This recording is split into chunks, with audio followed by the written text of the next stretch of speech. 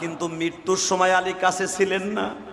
এক এক ওক্তে জিব্রাইল নবীর এক এক কোয়ালিটির প্রশ্ন করে। আমার নবী শুধু একটা কথাই বলে, জিব্রাইল রে, আলাম আহাদ ইলাইকুম ইয়া বানি আদম আল্লা তা'বুদুশ শাইতান।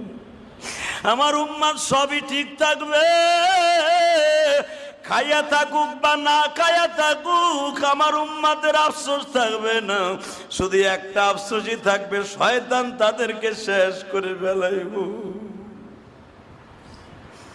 শয়তানের ধোকায় স্ত্রী স্বামীর সাথে বেঈমানি করব, স্বামী স্ত্রীর সাথে বেঈমানি, স্ত্রী স্বামীর সাথে, বাপ সন্তানের সাথে, সন্তান বাবার সাথে, ভাই বোন ভাইয়ের সাথে, মা সন্তানের সাথে। ও বাজান, সব শয়তান শেষ করে ফেলাইব। আমার আল্লাহরে একবার বুঝাইয়া কও না আমার উম্মতের অবস্থা